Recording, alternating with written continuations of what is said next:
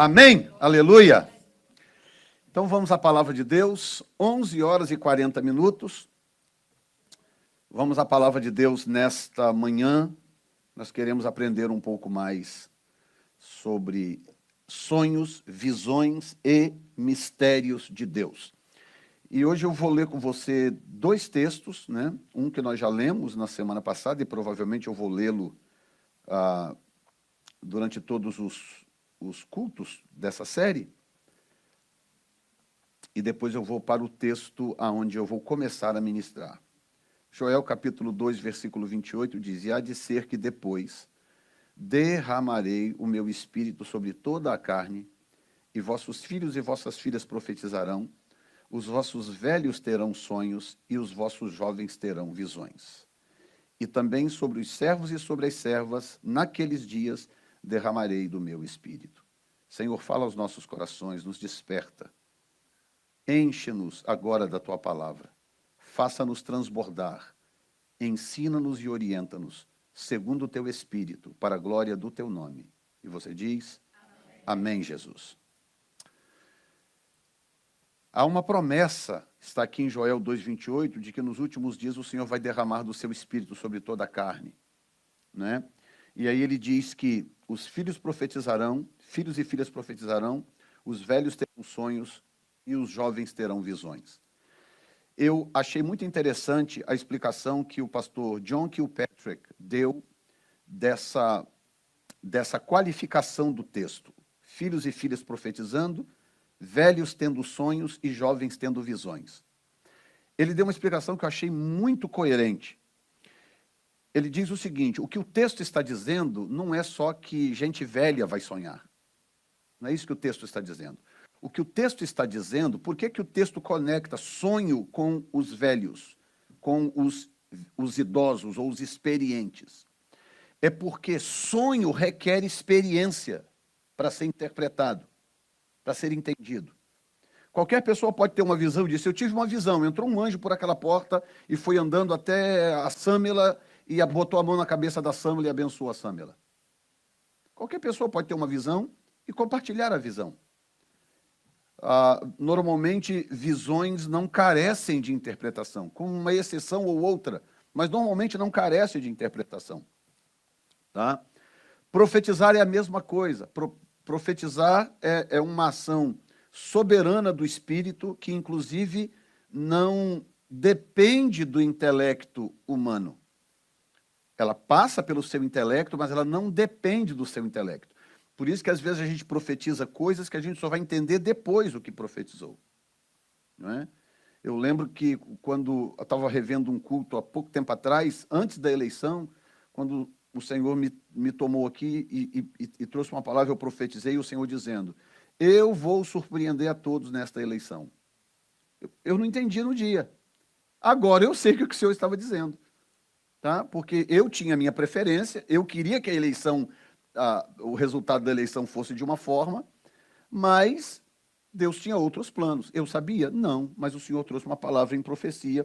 Na época eu não entendi, hoje eu entendo. Então não é algo que depende do seu intelecto para ser produzido. Mas os sonhos são diferentes. Os sonhos são parábolas em forma de visões, em forma de imagens, melhor dizendo. Os sonhos, eles se manifestam em forma de tipologia ou em forma de analogia. E você tem visões, e você vê imagens noturnas à noite enquanto dorme, e essas imagens têm significado. E como os sonhos normalmente se manifestam em forma de tipologia, eles precisam ser interpretados. E eu falei na semana passada, ou domingo passado, que Deus criou esse mecanismo de se comunicar com a raça humana através de sonhos, e é o mecanismo mais democrático criado por Deus para falar com a humanidade. Deus pode falar com qualquer pessoa, do mais santificado ao mais profano, ao mais marginal, ao mais bandido. Deus consegue falar com qualquer um, em qualquer momento que Ele queira, através de sonhos ou visões da noite. Deus criou isso para ser um mecanismo democrático de comunicação com a raça humana. Ele pode falar absolutamente com todos. há coisas que Deus, existem dons ou manifestações de Deus que ele usa apenas para o ambiente da igreja, não é? Ou ele usa alguém dos seus para falar com o outro, mas a inserção direta de Deus falando com a raça humana, o mais comum que ele usa são os sonhos. Então, a palavra que velhos terão sonhos é porque, na verdade, o que o texto está dizendo é que os sonhos requerem experiência. E há pessoas que têm um dom divino para interpretações, pessoas que simplesmente ouvem um sonho e têm um dom de Deus, e elas dão interpretação. E há pouco tempo atrás morreu um profeta americano chamado John Paul Jackson. Ele era chamado de o José dos tempos modernos.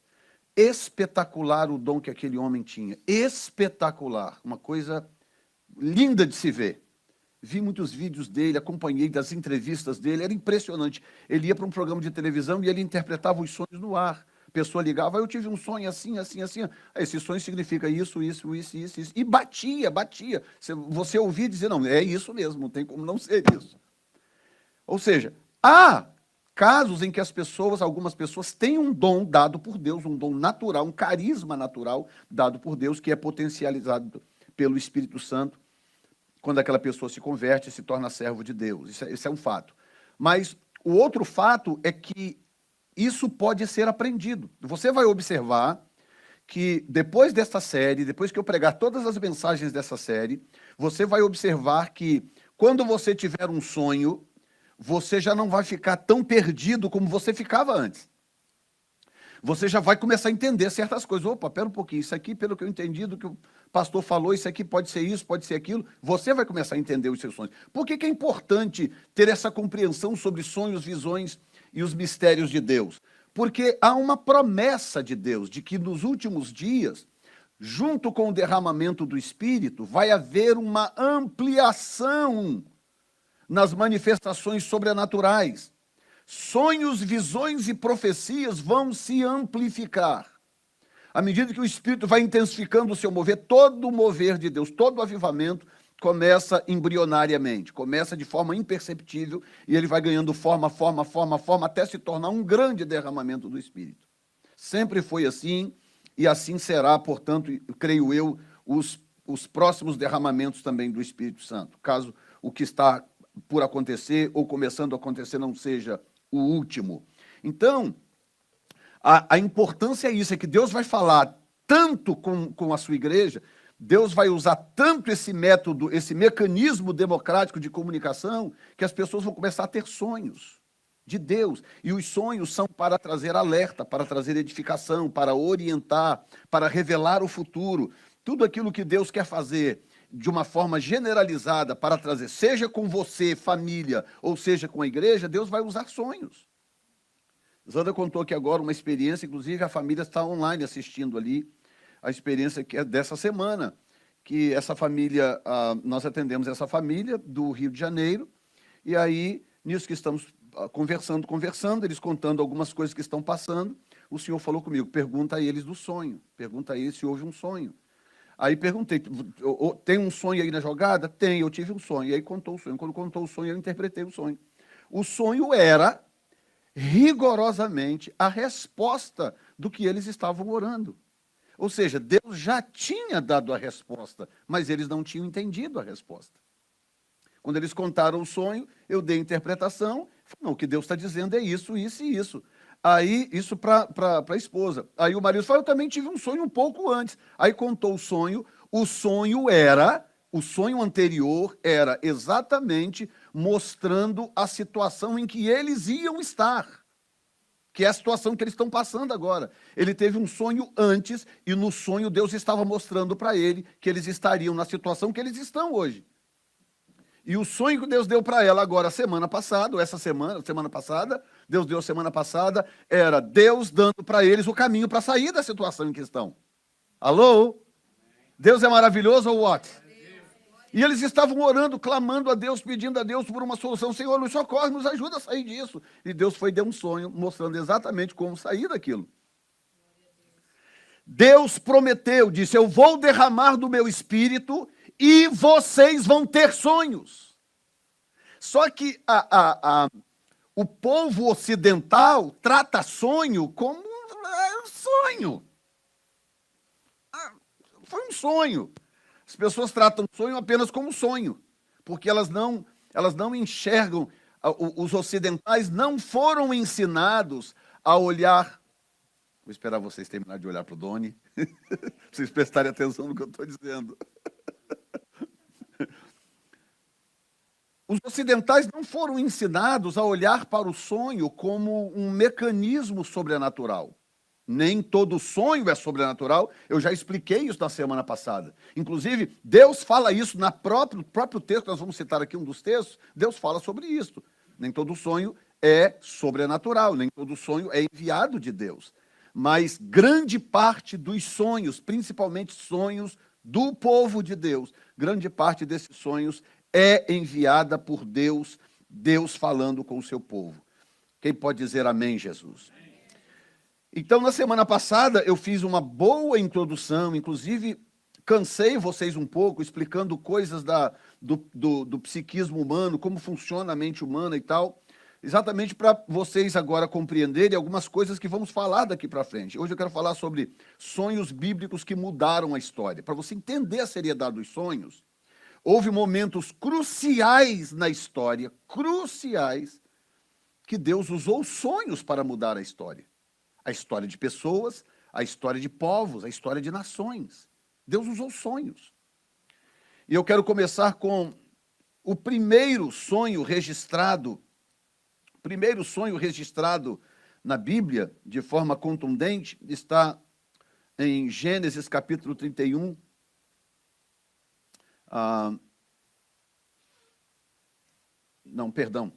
Gênesis 28. Gênesis capítulo 28.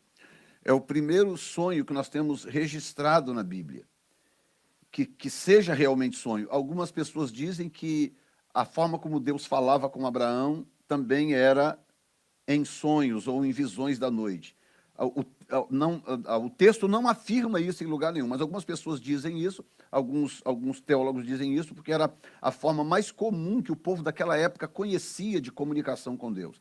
Mas, enfim, quando a Bíblia fala de sonho, a primeira vez que aparece está em Gênesis capítulo 28, quando Jacó está fugindo de casa depois de ter tomado a bênção do irmão.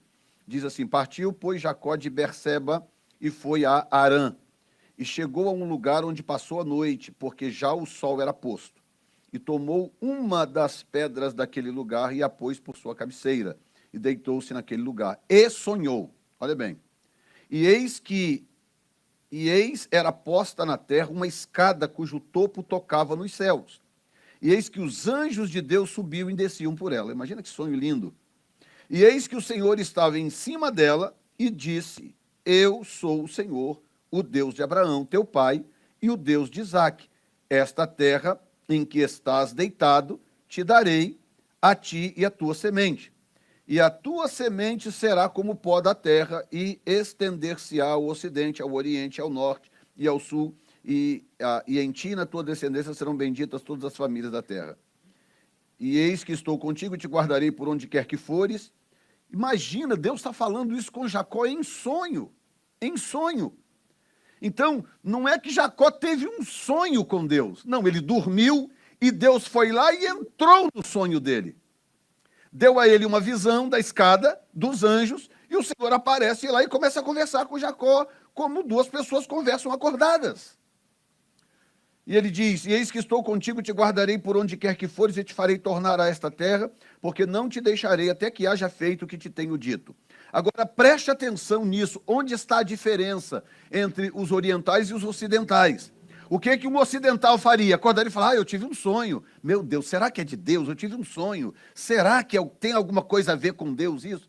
A pessoa tem um sonho onde o Senhor está dando uma mensagem clara para ela, ela acorda de manhã e fala: eu tive um sonho, eu não sei, talvez. Aí larga para lá, 2 dias depois: eu tive, mas eu não lembro muito bem. O que Jacó fez? A primeira coisa que ele fez, para estar escrito aqui, a primeira coisa que Jacó fez foi registrar o sonho. Diz assim: acordado, pois, Jacó do seu sono, disse. Olha bem, ele acordou, e o que ele disse? Na verdade, o Senhor está neste lugar e eu não sabia. E temeu e disse: quão terrível é este lugar! Este não é outro lugar senão a casa de Deus, e esta é a porta dos céus.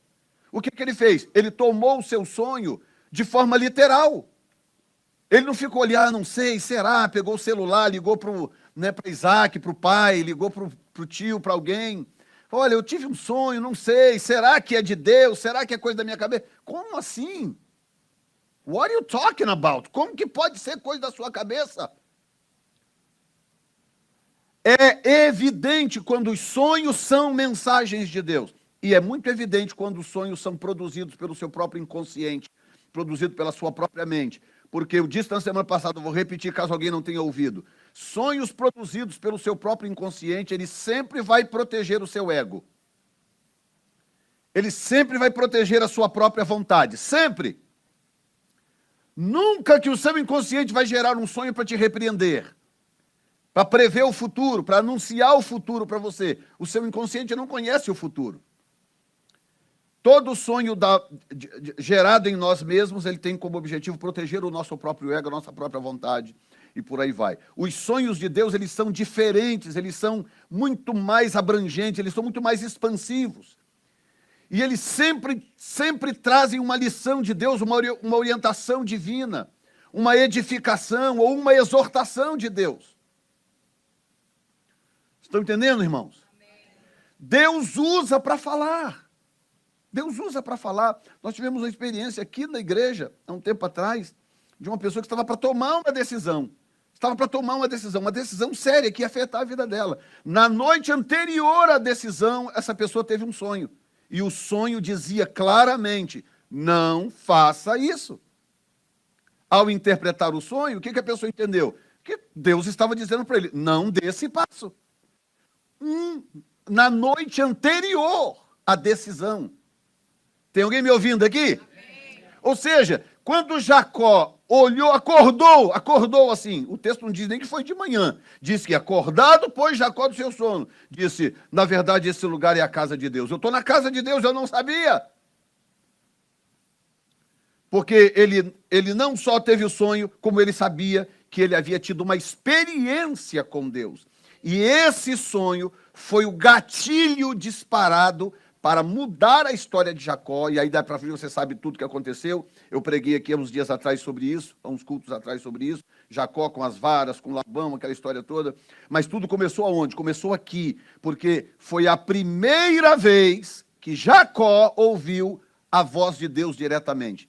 Até então Deus tinha falado com Abraão, Deus tinha falado com o próprio Isaac, Deus tinha falado até com Rebeca, mas com Jacó e Esaú, nenhum dos dois ainda tinha ouvido a voz de Deus. Nenhum dos dois. Aí acontece aquele atropelo lá que você sabe, ele foge de casa depois de tomar a bênção da primogenitura do irmão, porque o irmão queria matá-lo, e aí pela primeira vez Deus fala com ele. Mas nós não estamos falando de um bate-papo, de uma conversa qualquer. Nós estamos falando de um pacto patriarcal. Ou seja, é um mecanismo tão confiável que Deus usa ele para fazer pactos históricos. Vou falar com Jacó pela primeira vez, vou me anunciar para Jacó. Vou falar com Jacó que o pacto está firmado. Olha, então por que não manda um anjo? Pega Jacó acordado, manda um anjo com chamas de fogo, espadas reluzentes. Tantas vezes que anjos apareceram na Bíblia para poder falar, para poder fazer coisas. Quantas vezes apareceram anjos na Bíblia? Muitas vezes. Então por que Deus, o Senhor não vai lá, o próprio Senhor, o chamado o anjo do Senhor no Velho Testamento era Jesus, era o Senhor. Por que o anjo do Senhor não apareceu lá? Não apareceu em outras vezes? Não apareceu para Gideão, o anjo do Senhor? Não apareceu para Moisés? Não apareceu para Josué, em pleno campo de batalha? Por que o anjo do Senhor não apareceu para Jacó? Pois era o patriarca, meu Deus. Era o cara que ia ser o pai da nação. Porque na nossa cabeça, alguns mecanismos são mais importantes do que outros. Você chegar na sua casa e de repente você sai do quarto e dá de cara com um anjo, com uma espada na mão, fogo saindo pela cabeça na sala da sua casa, o que você faz? Você desmaia primeiro? É ou não é?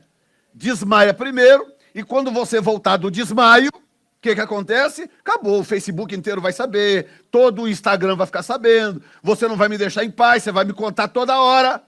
Sim ou não? Você vai postar no grupo da igreja, você vai espalhar para todo mundo que você teve uma mega experiência com Deus. Mas se você dormir à noite, tiver um sonho, o Senhor te mostrar algo em sonho, no dia seguinte você nem lembra direito, ou você não se dá o trabalho de escrever, porque nós, os ocidentais, não fomos ensinados a entender ou valorizar esse mecanismo do sonho como um instrumento de discipulado e de orientação divinos. Quem está me acompanhando?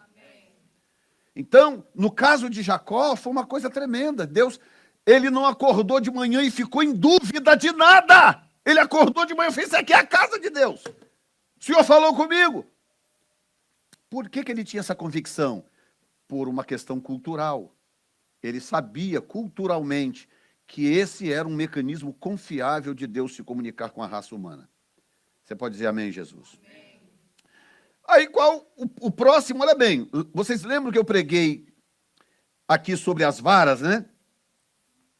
O que eu não disse para você, que eu vou dizer agora, é o que está escrito em Gênesis capítulo 31, tá?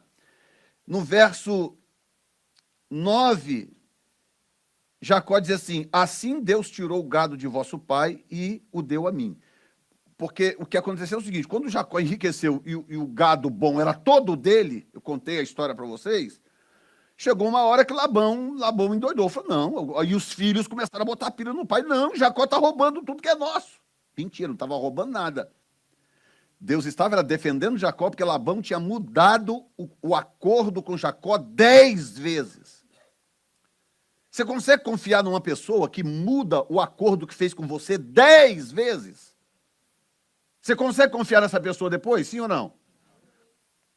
E agora os filhos estavam lá reclamando, porque aí Jacó falou: não, vem cá, deixa eu contar para vocês a história. Ele começa a contar a história. Falou: não, seu pai mudou o salário comigo 10 vezes. Olha só o que diz no versículo 6.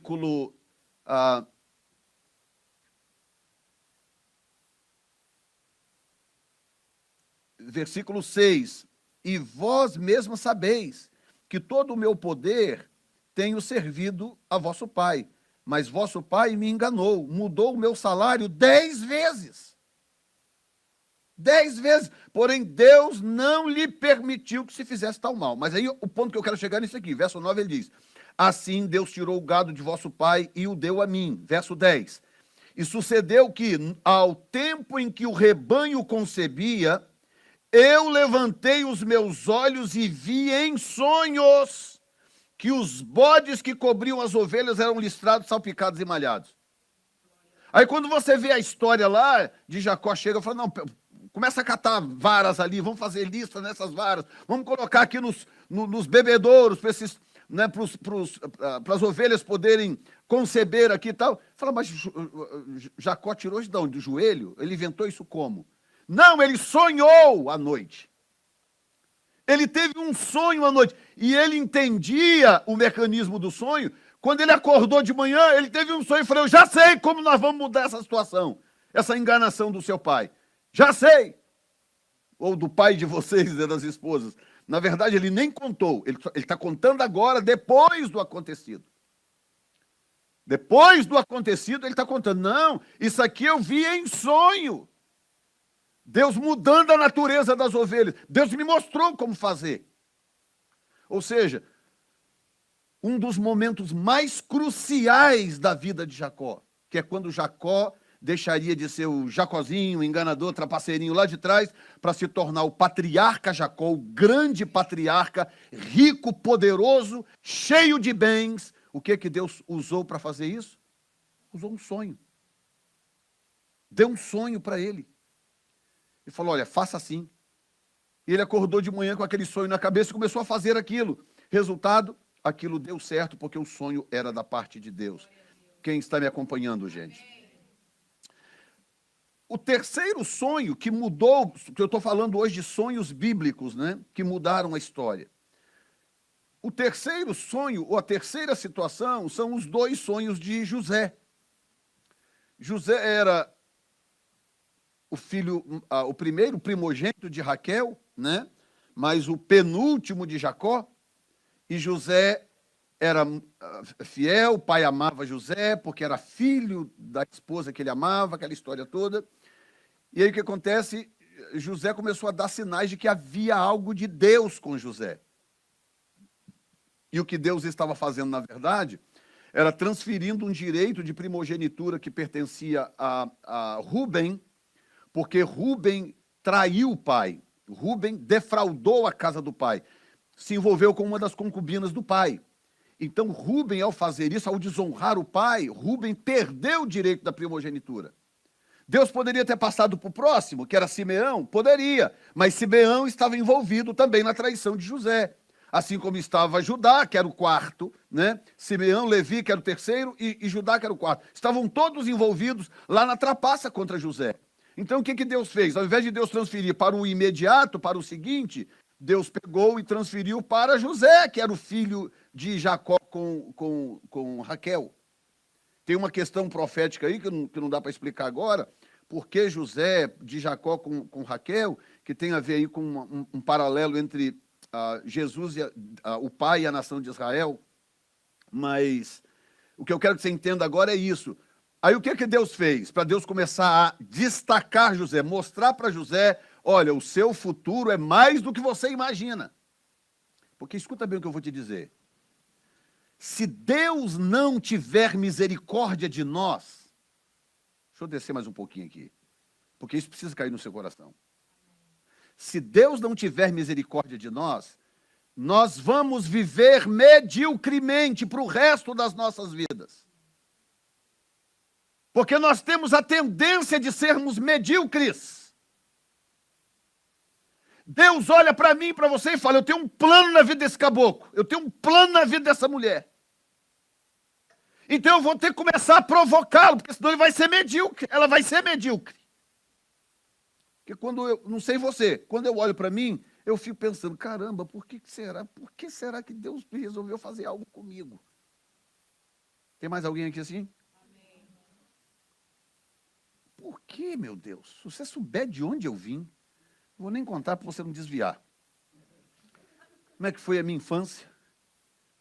Que tipo de família de onde eu venho, né? Minha origem. E quando eu tinha 8 anos de idade, a minha mãe estava num culto, e aí nesse culto tinha um pastor pregando, um homem de Deus, aí, aliás, era uma missionária. Ela para assim no meio, assim, fala assim, a senhora aí, a mamãe estava sentada lá no meio do auditório, uma igreja para umas 250 pessoas.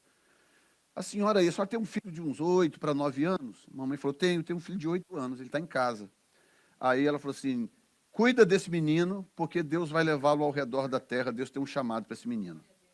8 anos. Aí a mamãe chegou em casa toda alegre. Filho, Deus falou comigo lá na igreja. É, mãe, Deus falou que tem um plano na sua vida, que tem um propósito com você. E tal. Ah, mãe, ok, mãe. O que significava na cabeça de um menino de 8 anos? Nada.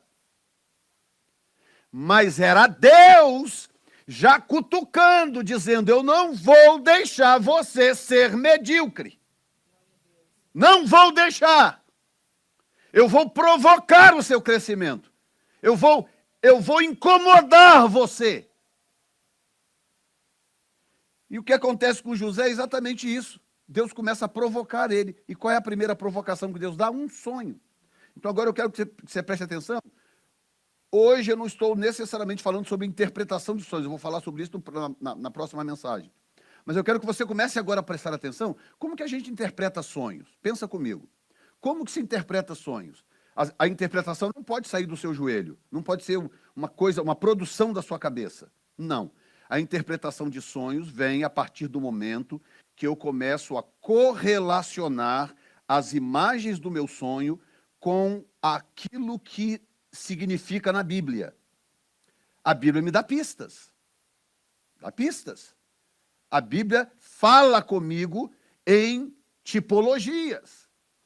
Por exemplo, quando Nabucodonosor sonhou com a estátua de metais e contou para Daniel, Daniel orou ao Senhor e começou a trazer interpretação. Falou, não, isso aí são reinos, são impérios que vai surgir. Ok, da onde que ele tirou isso? Ele tirou isso da onde? Do joelho?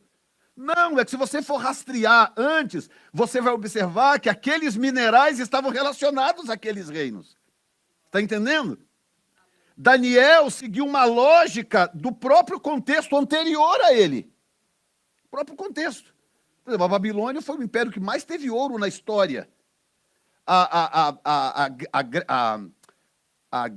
Pérsia era o império da prata, foi o império que mais ouro, prata, foi o império que mais gerou prata. As moedas persas eram em prata. Entendeu?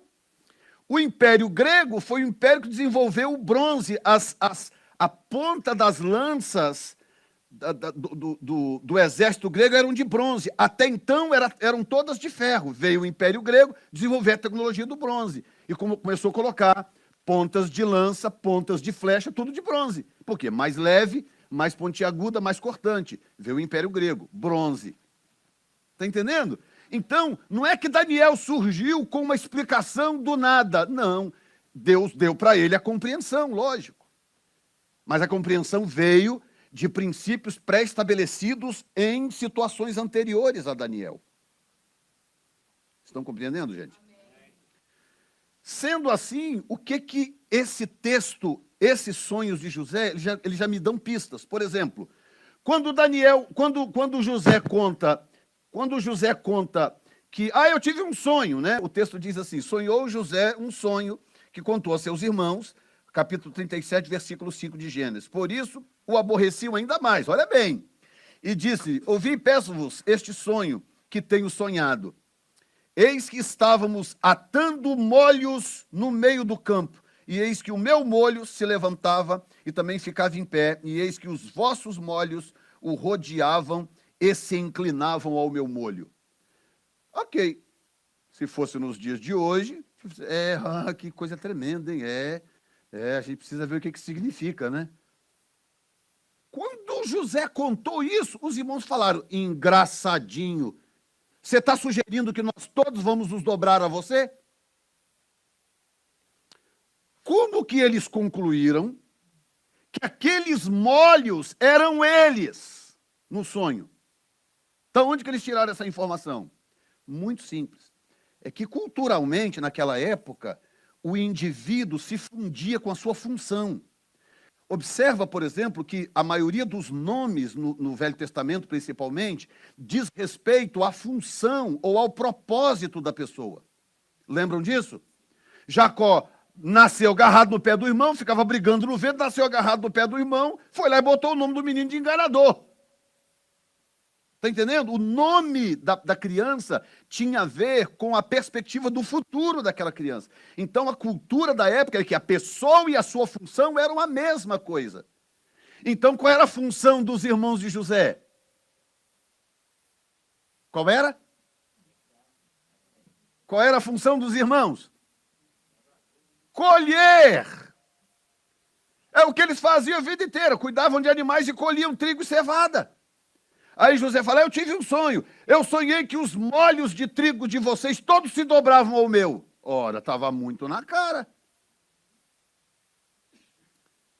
Engraçadinho, você está sugerindo que nós vamos nos dobrar a você? Eu não estou sugerindo nada, eu só sonhei, gente. Aí o texto diz que eles começaram a aborrecê-lo. Ou seja, eles levavam a coisa a sério. Eles sabiam que aquilo era algum tipo de mensagem. Aí passa mais um pouquinho. Esse é o sonho dos molhos, né? Aí vem o outro sonho, capítulo 37, versículo 5. Sonhou também José um sonho que contou a seus irmãos, por isso o aborreciam. E disse-lhes: peço-te, ouça esse sonho que estava tanto... Não, esse aqui é dos molhos, já li. Esse é dos molhos, o outro é 40. Hã? Exatamente. É isso mesmo. Versículo 9. E sonhou ainda outro sonho, e contou aos seus irmãos e disse: eis que ainda sonhei um sonho, e eis que o sol, a lua e as estrelas se inclinavam a mim. E contando a seu pai e a seus irmãos, repreendeu o pai e disse: que sonho é este, menino? Porventura viremos eu, tua mãe e teus irmãos a nos inclinar perante ti? Ou seja, havia uma compreensão de que as estrelas representavam pessoas. A lua e o sol também representavam pessoas. Da onde que ele tirou essa informação? Como que Jacó reagiu tão prontamente? Porque Deus falou para Abraão, falou para Isaac e falou para o próprio Jacó que a descendência dele seria como as estrelas do céu. Então, a conclusão era muito óbvia. Falou, menino, você já está exagerando, menino. Você está sugerindo que eu, sua mãe e seus irmãos, todos vamos nos dobrar a você? O José tadinho, tipo assim, eu não estou sugerindo nada, eu só estou contando que eu sonhei. O que Deus estava fazendo? Deus estava incomodando José. Deus estava dizendo para José o seguinte. Deus estava dizendo para José o seguinte: eu te chamei para ter um futuro glorioso. Eu não te chamei para ser medíocre, eu não te chamei para ficar envolvido nisso que você está fazendo aqui a vida inteira, eu te chamei para ter um futuro glorioso. Eu tenho um plano na sua vida. E qual o mecanismo que Deus usou? Sonhos. Sonhos. O que você acha que sustentou José? Anos na cadeia, primeiro escravo na casa de Potifar, mas lá tudo bem, ele era escravo, mas como ele era muito competente, logo de escravo ele se tornou governante da casa. Se tornou o mordomo do homem, já vivia bem, já tinha seu próprio quarto, comia bem, estava tudo tranquilo. Ou seja, foi ruim só por um período, mas depois ficou muito bom. Mas o ruim foi o que veio depois. Da mulher armar para cima dele, aquela situação toda, daí a pouco José, filhinho do papai, acostumado a ficar dentro de casa, tinha tudo na mão, tinha 2 túnicas, que na época era um big deal, e seria hoje como você ter 2 Mercedes, 2 carros de luxo na sua porta. Para que você precisa de 2? Eu posso, eu tenho. Entendeu? 2 túnicas. O cara tinha 2 túnicas. Sabe o que é fazer à mão túnica numa época em que para fiar um fio era uma luta? Não tinha Joann's, não. Lá na esquina do deserto. Não. Como é que chama? Office Max, não, como é que chama? TJ Maxx. Aí é muito luxo, hein? Não, tinha que ir lá, meu filho, tosquiar as ovelhas, tudo com coisa manual, com navalhas, facas manuais, tudo rústico. Aí chegava em casa com aquele monte de pelo de ovelha, e limpava tudo, fiava tudo, enrolava fiozinho no outro fiozinho, e ia fazendo os carretéis. Aquilo levava meses para fazer uma. E o moleque já tinha 2. Aí chega lá, acusado de agressão sexual, é levado para o calabouço do Egito. E lá fica no calabouço. A Bíblia não diz quanto tempo ele ficou no calabouço todo, né? A gente só sabe que ele tinha 17 anos quando ele foi vendido e 30 anos quando ele chegou diante de Faraó. Então a gente sabe que tem 13 anos aí de gap nessa jogada. Nós não sabemos quanto tempo ele passou no calabouço, mas uma coisa a gente sabe, que do momento que ele interpretou o sonho do padeiro e do copeiro, ele ficou mais 2 anos no calabouço. Então, vamos dizer que, assim, por baixo, assim, bem rasteirinho, ele ficou 3, 4 anos naquele calabouço. Calabouço do Egito. E eu não vou nem descrever para você como que eram os calabouços daquela época, que é para não te desanimar. O que você acha que sustentou José no calabouço do Egito? 4, 5 anos que seja, ou 13 anos longe do pai expatriado, longe da família, sem saber se ia rever os parentes de novo, numa terra estranha, tendo que aprender uma outra língua, uma outra escrita. Isso te lembra alguma coisa?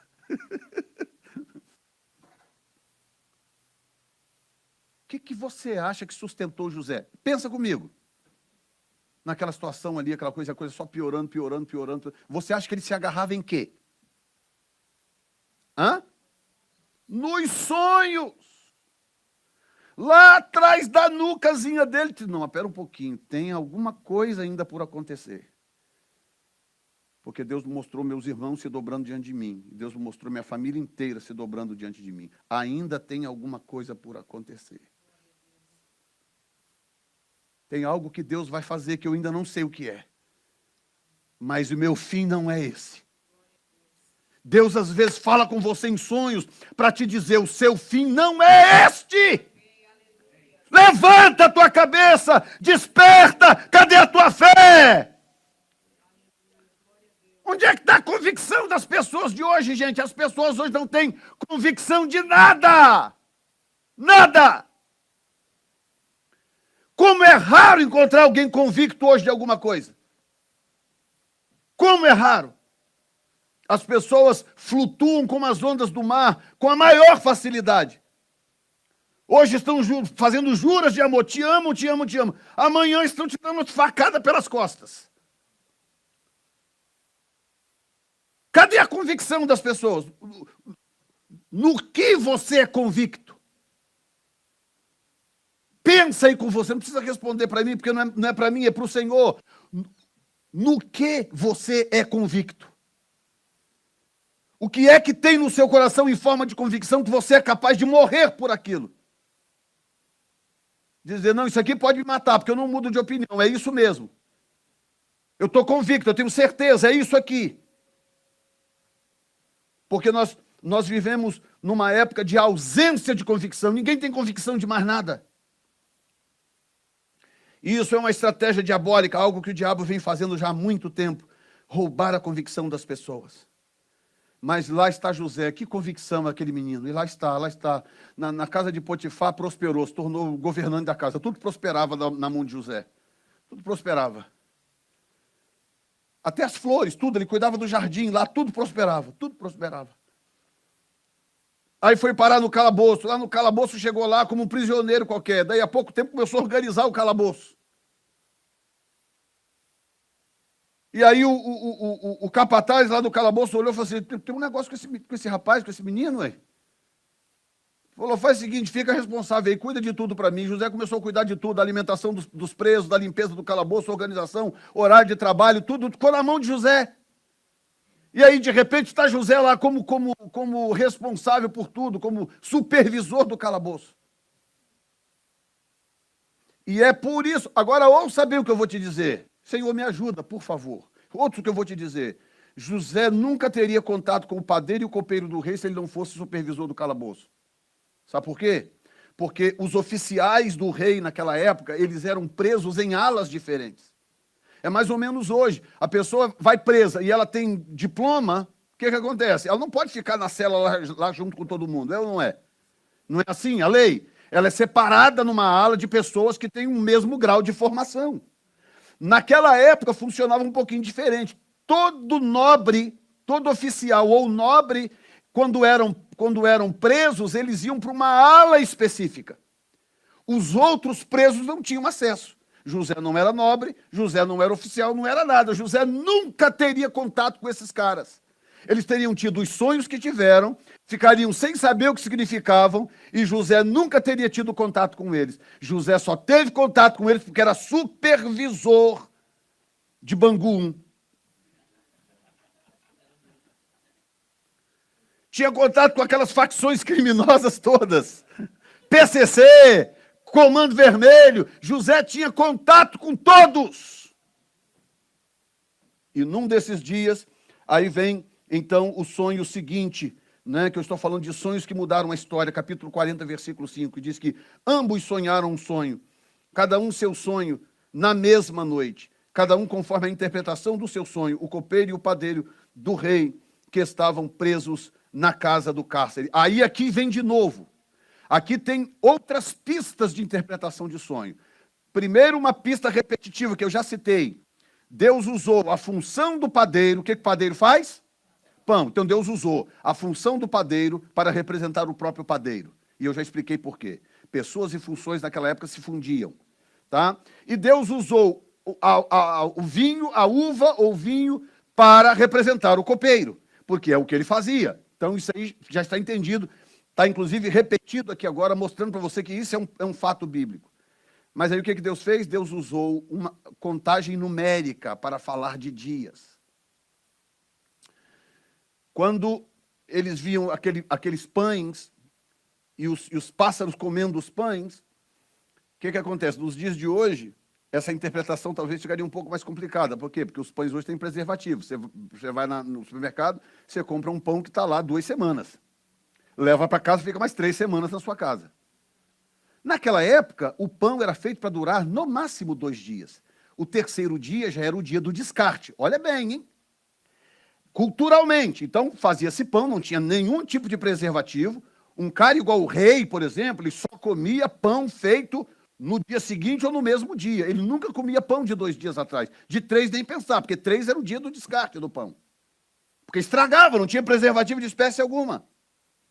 Conservante de espécie alguma. Então, o que Deus fez? Deus usou esse argumento para falar com José.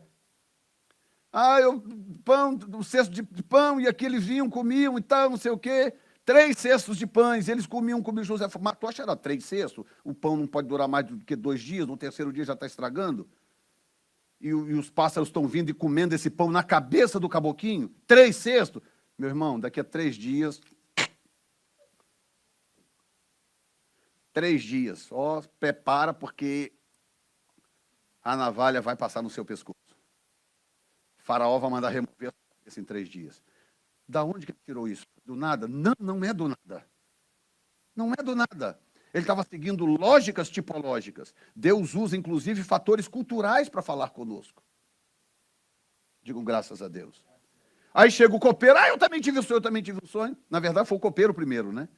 Copeiro, eu tive um sonho assim, assado, contou 3 taças, né? Não, 3 como é que chama? Cachos, 3 cachos de uva, que eu vinha, pegava na mão, exprimia no copo e dava para Faraó. Olha só.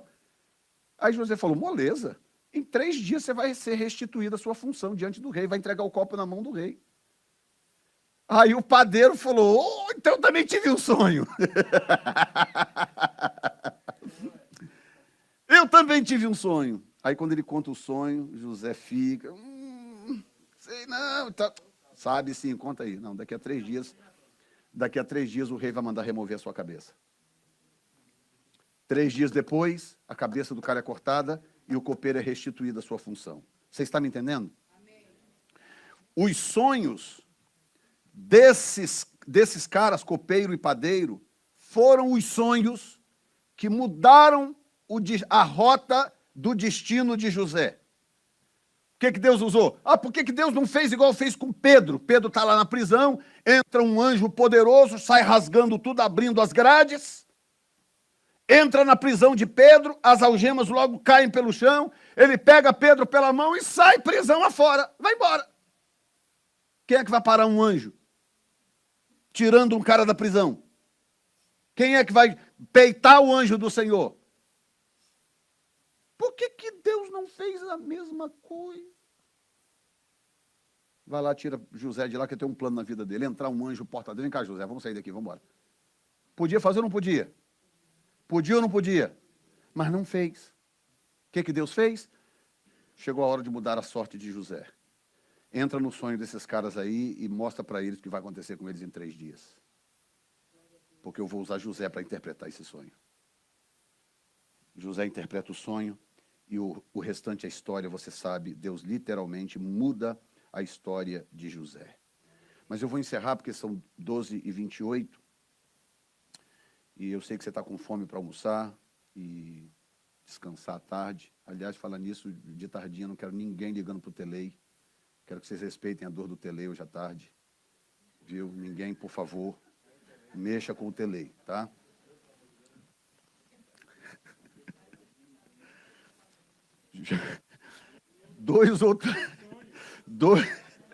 Você vai ter um sonho hoje. Juízes 7:13. Eu quero falar de mais 2. Juízes 7:13. Conta uma história interessante. Olha bem, irmão. Deus chama Gideão para uma missão impossível. Deus deu 300 homens nas mãos de Gideão e falou assim, Gideão, vai lá e derrota os midianitas. 300 homens. Senhor, perfeitamente. Quantos são, Senhor? 115 mil. 72 midianitas, mais os filhos do Oriente davam uns 100 e tantos mil. Vai lá, Gideão, destrói o inimigo com 300 homens. Aí Gideão desespera, começa a fazer prova daqui, prova dali. Espera um pouquinho, vai lá, busca uma comida, um carneiro, o anjo põe fogo e desaparece no fogo. Aí Gideão fala, mas agora eu quero que esse velo fique molhado e em volta seco. Aí o velo molhado em volta seco. Aí Gideão, não, mas só mais um, eu quero agora o velo seco em volta molhado. Aí o seco molhado.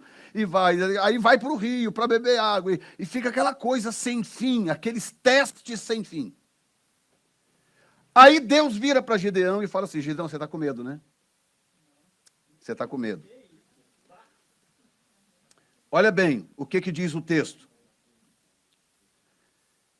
Então Jerubaal levantou de madrugada e todo o povo que havia com ele acamparam junto à fonte. Ok, aqui já foi um pouquinho mais para frente, versículo 7. Versículo 9. Sucedeu que, naquela mesma noite, o Senhor lhe disse, levanta-te e desce ao arraial, porque o tenho te dado na tua mão. Verso 10, escuta. Depois de todos os testes... Gente, o cara tinha visto um anjo sumir no meio do fogo.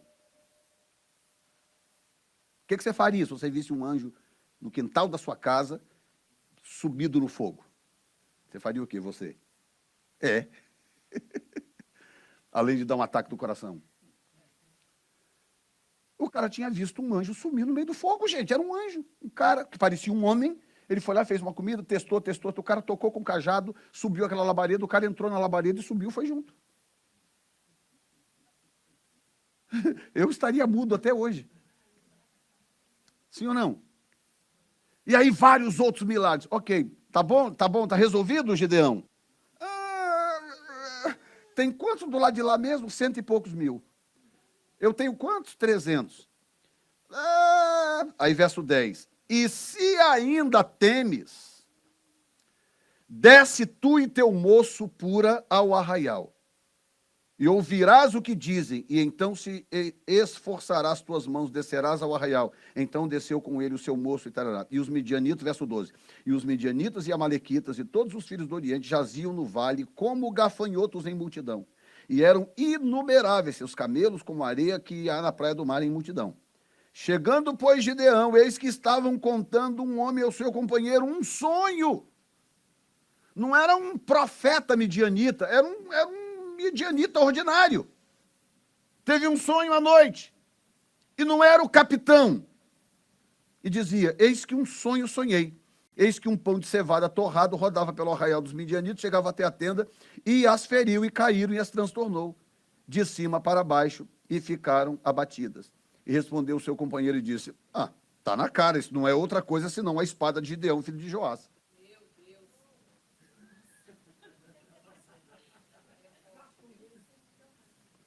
O midianita falou, o quê? Nós estamos no sal. Agora, por que ele concluiu isso? Porque os povos ao redor, diga comigo, nada. Na Bíblia, é por acaso. Os povos ao redor sabiam que a nação de Israel se identificava com a cevada. A nação praticava as primícias com a cevada. Isso era notório, todo mundo sabia ao redor. Falava em cevada, lembrava de Israel. Aí o cara fala, eu tive um sonho de um pão de cevada rodando e caiu em cima da tenda do capitão. Falou, pão de quê? Cevada. Corre para salvar sua vida. Porque isso com certeza é a espada de Gideão. A interpretação não vem do nada. A interpretação vem de conhecimento. Conhecimento. E o cara falou, estamos no sal. E aí Gideão, ouvindo aquilo, diz o texto, e ouvindo Gideão, disse, o Senhor nos deu esse arraial. Ou seja, meu amor, o que nem um anjo subindo numa chama conseguiu convencer o cara, um sonho de um ímpio convenceu. Porque ele sabia, Deus usa sonhos para se comunicar. Quem está me ouvindo hoje aqui, Jesus? Eu tenho mais algumas coisas, mas eu vou deixar para a próxima mensagem. Eu não quero acumular você de informação. Não é esse o propósito. O que eu quero é te despertar. Porque o Senhor diz o seguinte: nos últimos dias eu vou derramar o meu espírito e vocês vão começar a ter sonhos. Eu vou visitar você à noite, você vai sonhar, eu vou te dar sonhos. E eu quero que você seja responsável com esses sonhos.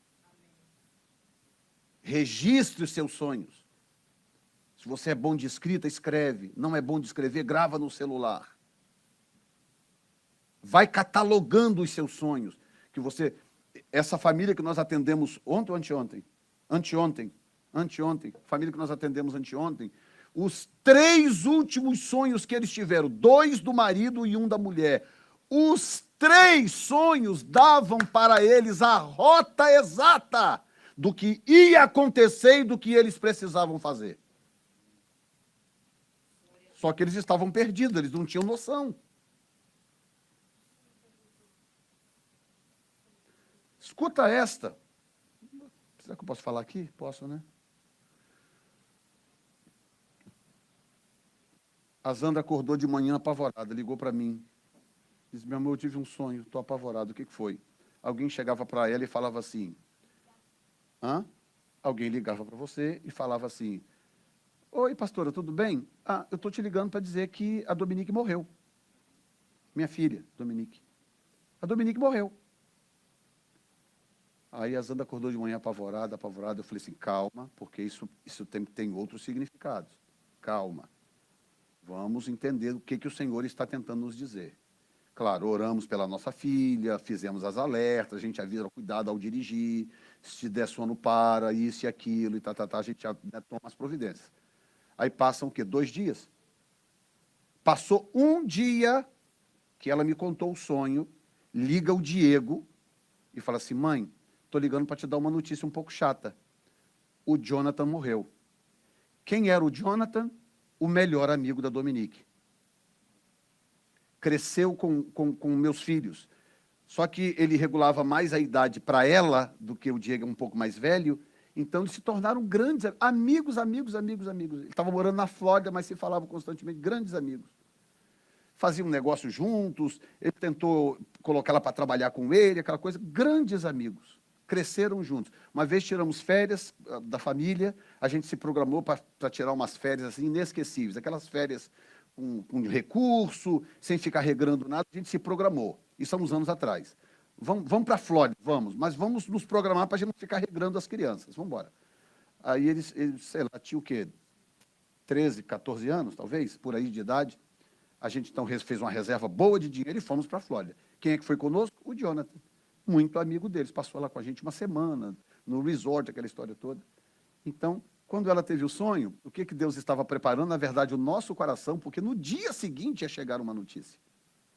Os pais do menino são família querida para nós. O pai dele foi pastor do meu ministério, lá em Boston. 30 anos, pegou a Covid, mas ele muito obeso, ou seja, uma comorbidade, pegou a Covid, não aguentou, morreu aos 30 anos de idade, deixou 3 filhinhos, 28 anos de idade, deixou 3 filhinhos para trás. Ou seja, o impacto em nós ia ser devastador? Ia.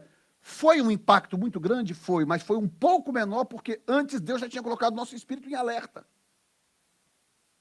Vai acontecer algo e tem a ver com morte. No sonho, no dia seguinte, o sonho se cumpriu. E eu vou contar mais um para vocês, esse é importante. Nós estávamos vindo do Cape Cod, de carro. A gente tinha passado uns dias no Cape Cod, descansando. Na manhã que a gente ia sair para ir embora, a Zandra acordou e falou assim: eu tive um sonho engraçado.